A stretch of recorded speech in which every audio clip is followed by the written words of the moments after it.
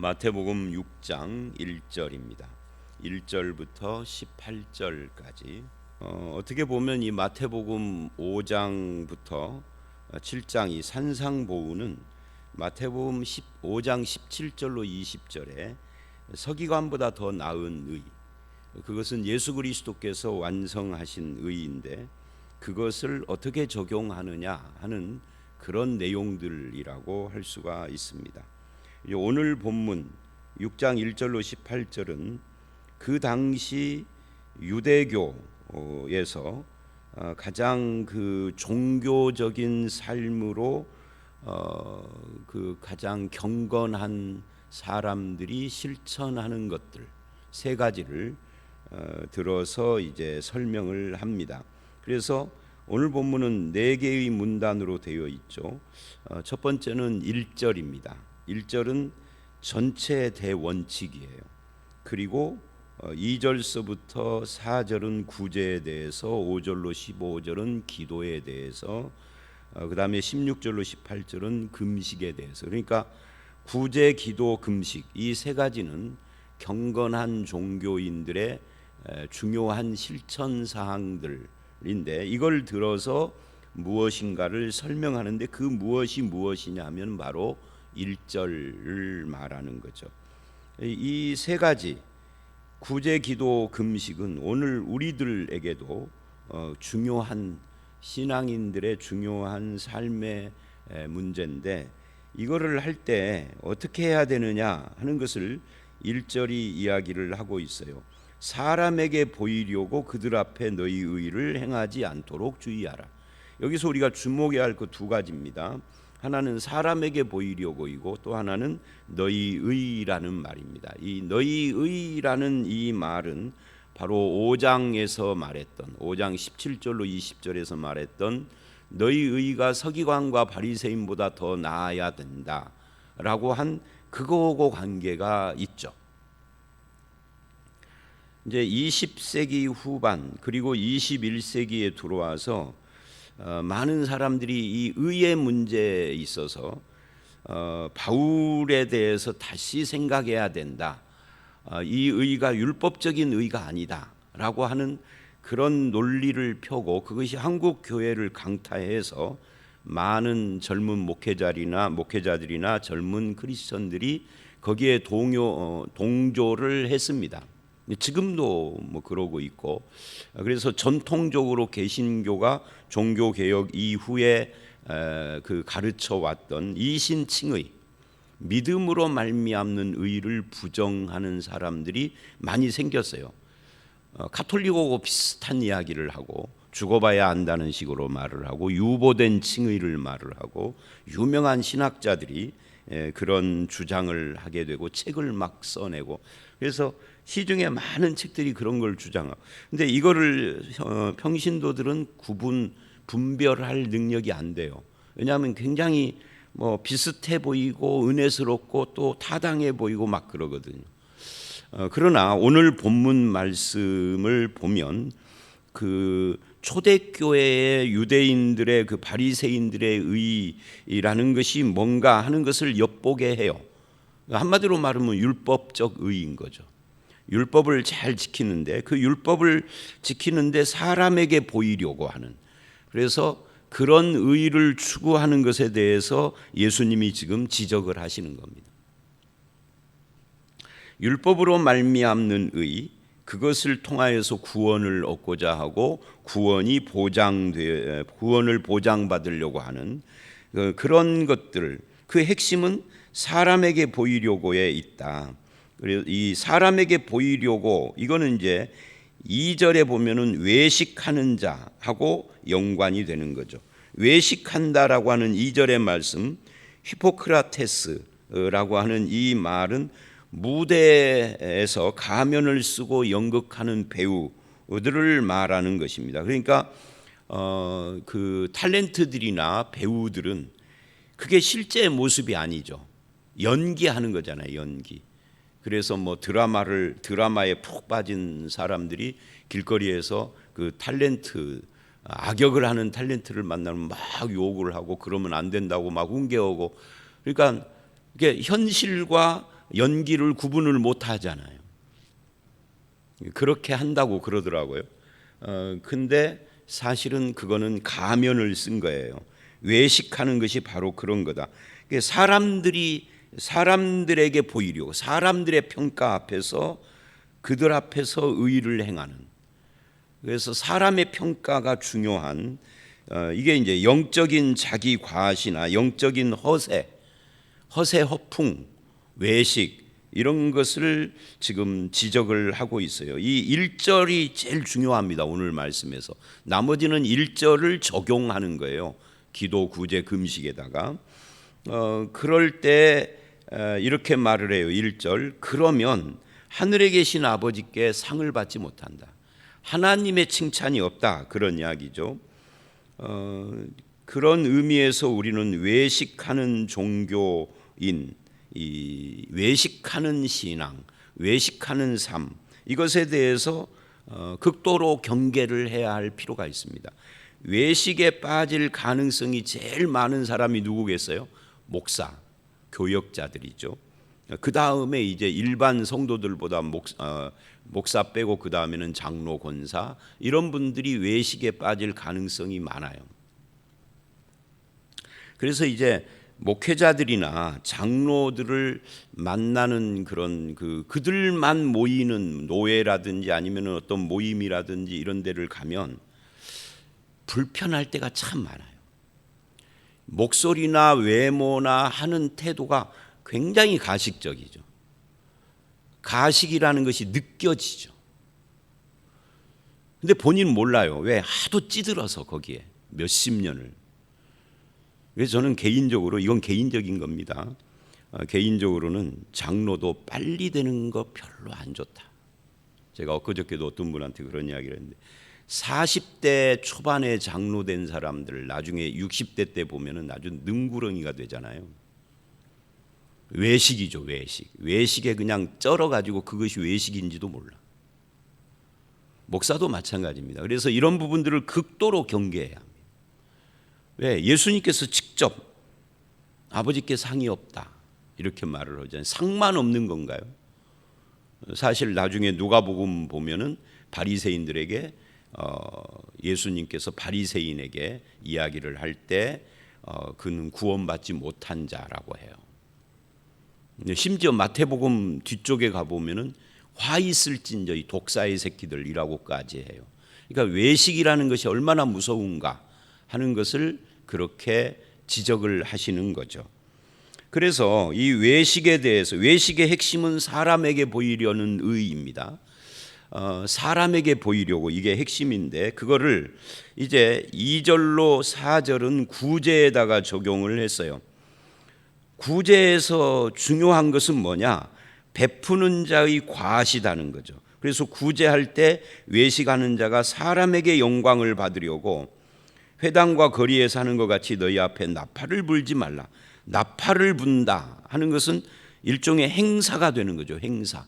내가 지금 구제를 합니다. 여러분 다 모여서 박수를 쳐주시고 지금 내가 구제할 때 이 받는 사람을 격려해 주십시오. 그 사람 막 모아서 나팔 분다는 게 선전한다는 거잖아요. 이건 구제가 일종의 행사가 돼가지고 자기의 선과 의를 널리 드러내려고 하는데 초점이 있는 거예요. 근데 그렇게 하지 말아라. 자기 상을 이미 받은 거다. 그러면 구제할 때 어떻게 해야 되느냐? 오른손이 하는 것을 왼손이 모르게 하라. 오른손이 하는 것을 왼손이 어떻게 모르죠? 같은 몸인데 모를 수 없거든요. 근데 그럴 정도로 자기를 드러내지 말라는 이야기죠. 생색내기 구제, 자기 과시로 하는 구제, 자기 PR을 위해서 하는 구제, 행사로 하는 구제, 이런 건 다 주님께서 경계하신 건데, 근데 실은 교회 안에서 그렇게 생색내기 자기 과시, 여기서 자기 과시는 개인이 아니라 교회 과시죠. 우리 교회가 이렇게 좋은 일을 하고 있다라는 과시로 구제하고 행사로 하는 경우가 너무 많아요. 그래서 교회의 직분자들은 자기가 사회에서 어떤 직업에서 어떤 경험을 한 것 가지고 교회에다가 적용하려고 하면 안 돼요. 그것이 성경적인 원리인가를 깊이 깨달아야 돼요. 깊이 그 체크를 해야 돼요. 특히 공무원, 교사 이런 분들은 구제를 행사로 버릇했던 그런 습성이 있더라고요. 학교에서도 아이들 어려운 아이들 장학금 줄 때 다 학생들 모은 데서 거기서 쫙 봉투 주고 이렇게 하는 것처럼 교회에서도 그러려고 하는 것은 성경적이지 않아요. 학교에서 배운 습성을 선생님들이 교회에서 하려고 하면 안 됩니다. 이건 공무원도 마찬가지. 그러니까 선생님 공무원들이 그런 데 아주 특화되어 있어요. 성경은 그거를 지적을 합니다. 사람에게 보이려고 하는 행사성, 자기 과시와 피할로 하는 생색내기 같은 오른손이 하는 일을 왼손이 모르게 하라는데, 그래서 여기서 말하는 오른손이 하는 일을 왼손이 모르게 하라의 초점이 뭐냐면 은밀함입니다. 그래서 그 다음 4절에 내 구제함을 은밀하게 하라. 은밀한 중에 보시는 너의 아버지께서 갚으시리라. 그래서 여기 핵심이 은밀한 중에 계신 아버지예요. 은밀성을 강조합니다. 사실은 구제의 초점은 어디에 있는 거죠? 주는 사람이 초점이 아니고 받는 사람의 그 어려운 형편을 도우려고 하는데 초점이 있는데, 이거를 선전용으로 쓰면 안 되죠. 나팔을 부는 식으로 그렇게 하면 안 된다 하는 것을 지적을 한 겁니다. 이거 굉장히 힘들어요. 이런 문제들이 우리의 오랜 습성 때문에 그렇죠. 교회에서도 이런 것들을 막 떠들어대고 우리 교회는 이렇게 한다 그러고 막 명단 막 공개해버리고 이러면은 그 사람 교회에 다니겠습니까? 그 교회는 못 다녀요. 교회에서 내가 구제받는 사람이다 하는 것이 알려지면 그 교회를 어떻게 나요? 저 같아도 그 교회 안 나가요. 다른 교회로 가든지 아니면 신앙 포기하든지. 근데 그런 걸 생각해요. 영혼에 관심이 아니라 내가 선행을 한다는 데 관심을 갖는, 이건 외식이다 그 말이에요. 앞으로도 주의하셔야 돼요. 기도도 마찬가지입니다. 9절서부터 15절까지 길게 나와 있습니다만은 일단 5절서부터 8절은 기도의 일반 원리를 말을 하고 9절부터 13절은 주기도문을 말을 하고 14, 15절은 용서로 마무리를 해요. 5절로 8절은 첫 번째, 기도할 때 외식하는 자 같이 하지 말라. 사람에게 보이려고. 여기도 사람에게 보이려고가 핵심이죠. 이 잘못된 거다. 회당과 큰 거리 여기에 서서 기도하기를 좋아하느니라. 그들은 자기 상을 이미 받았다. 여러분, 회당과 큰 거리가 오늘날 같으면 어디죠? 광화문 사거리죠. 광화문 광장. 그런데 왜 꼭 광화문 광장에서 모여 기도회를 해야 하는 거죠? 나는 그게 아직도 이해가 안 돼요. 앞으로도 이해가 영원히 안 될 것 같아요. 기도를 왜 광화문에 모여서 마이크 대고 누구 들으라고 그러는 거죠? 하나님께서 듣기를 원하신다면 광화문에서 하면 안 되죠. 그것은 여든 야든 똑같습니다. 어디를 지지하든. 그러니까 기도를 외식하는 자와 같이 하지 말라. 회당과 큰 거리, 이거를 오늘날로 말하면 그렇다는 거예요. 그러니까 신앙의 자리, 이거를 이제 옛날 사람들은 신앙의 좌소 이랬어요. 좌소라는 것이 뭐 신앙이 있는 곳 그런 뜻이죠. 신앙은 어디에 있느냐면 마음에 있는 겁니다. 은밀한 곳에 있는 거죠. 기도는 내 마음을 하나님께 아뢰는 겁니다. 그래서 골방이 필요한 거죠. 이 골방이라는 것이 실제 골방을 말하는 게 아니에요. 오늘날 아파트에 골방이 어디 있어요? 이 골방이라는 것은 실제의 골방이라기보다는 하나님과 나만의 어떤 만남, 이거를 의미하는 거죠. 내 마음을 하나님께 아뢰는 거다. 그래서 중요한 것은 골방이냐 아니냐 이것이 아니라 은밀한 중에 계시는 하나님 앞에 내 마음을 토하는, 이게 기도의 핵심이라는 거죠. 여기서도 은밀한 중에가 또 강조가 되고 있어요. 그리고 이제 7절, 8절을 보면 이방인의 기도처럼 하지 말라 그래요. 근데 이방인의 기도가 뭐냐? 중언부언하는 겁니다. 근데 중언부언한다라는 말은 같은 말을 반복하면 안 된다 이 말이 아니에요. 같은 말을 반복할 수 있죠. 아버지를 계속 반복할 수 있는 거죠. 사실은 이 중언부언은 그 다음에 이렇게 말을 해요. 그들은 말을 많이 하여야 들으실 줄 생각하지 말라. 그러므로 그들을 본받지 말아라. 그러니까 이 중언부언이라는 것은 많은 말을 뜻도 없이 중얼거리는 걸 말하는 거예요. 일종의 주문처럼. 그러니까 기도를 길게 해야만 듣는 것이라고 착각하는. 물론 기도를 길게 하는 것은 나쁜 거다 이 말도 아니에요. 짧게 해야 좋은 거고 길게 하면 나쁘다, 아니면 반대로 길게 해야 좋고 짧게 해야 나쁜 거다, 뭐 이런 의미의 이야기가 아니라 뜻없이 계속 중얼거리는.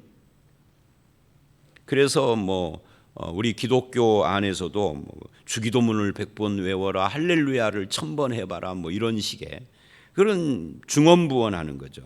그런 이방인의 중언부언의 대표적인 케이스가 열왕기 상에 나오는 엘리야와 싸웠던 그 갈멜산 위에 바알 선지자들, 그들과 같은 계속 중얼 하는 거죠.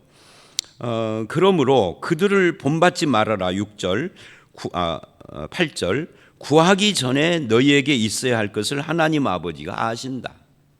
그러니까요, 기도는 장소가, 기도를 할 때 그 믿음의 장소가 마음이라면 우리가 기도를 해야만 하나님이 아는 것이 아니라 기도하기 전에 내 마음에 기도의 제목을 품고 있는 자체를 하나님이 아세요.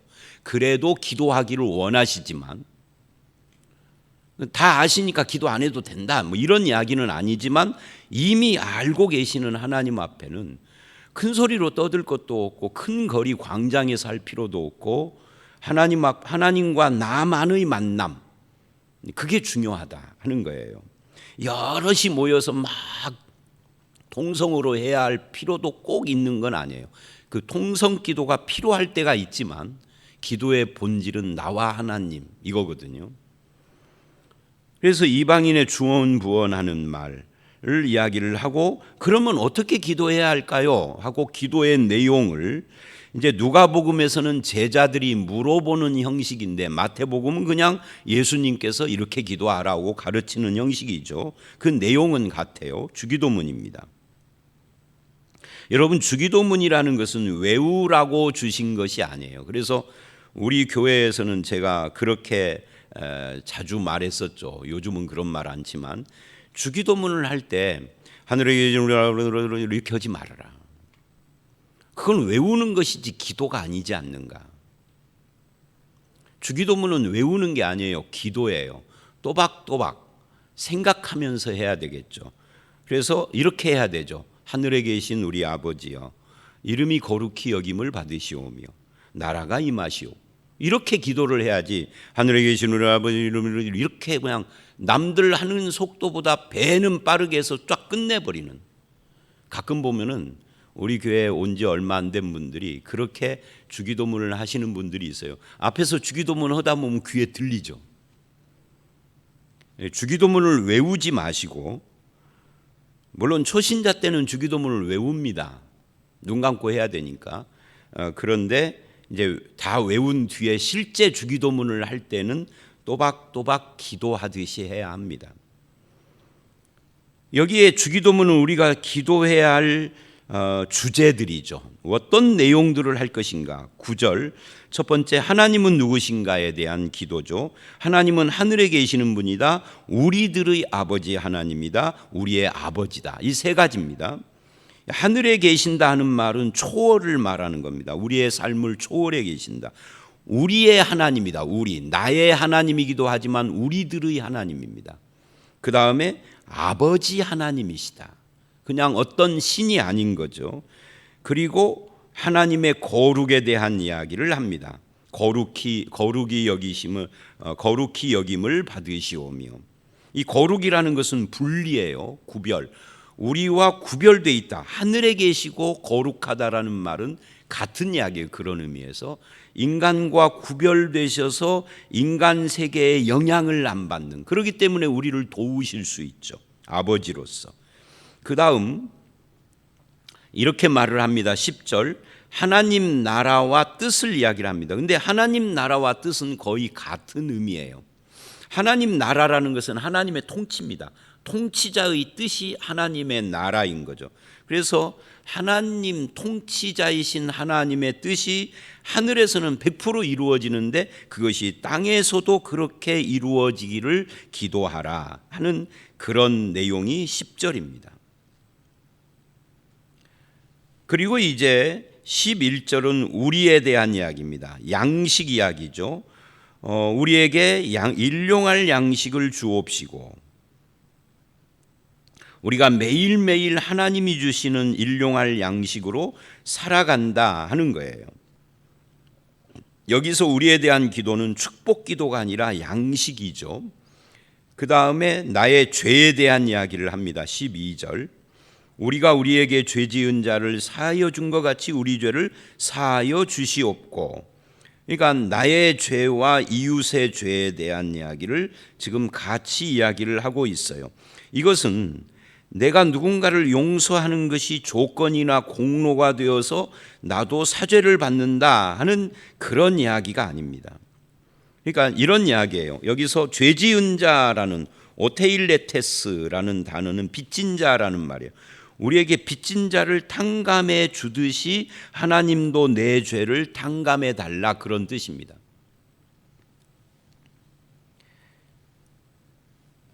내가 다른 사람을 용서해 준 근거로 용서하는 것이 아니죠. 여기서 것같이라는 말이 그런 것처럼, 내가 누군가를 용서하는 것처럼 하나님도 나를 그런 식으로 용서해 달라는 이야기죠. 그 다음 13절, 시험에 들지 않게 해달라. 시험과 악에 대한 이야기예요. 그래서 이 악이라는 말을 우리가 주목을 해야 하는데, 이 악이라는 말, 투포네루라는 말인데 이것은 그냥 악이 아니라 악한 자예요. 그러니까 우리가 시험에 들지 않게 해주시고 악한 자에게서 구원해 달라. 악한 자가 누구겠어요? 사탄이죠. 악한 자의 그 유혹과 또는 악한 자에게서부터 우리가 벗어나게 해달라는, 그리고 나라와 권세와 영광이 아버지께 영원히 있습니다 라고 마무리를 하는 겁니다. 이 나라 권세, 나라와 권세는 거의 유사한 개념이죠. 나라는 통치고 권세도 통치고 관계되니까 영광, 글로리, 영광이 아버지께 있습니다.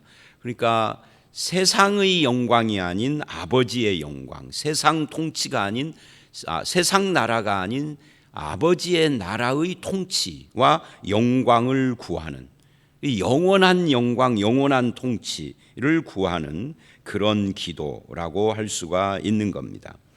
그리고 이제 14, 15절은 용서예요.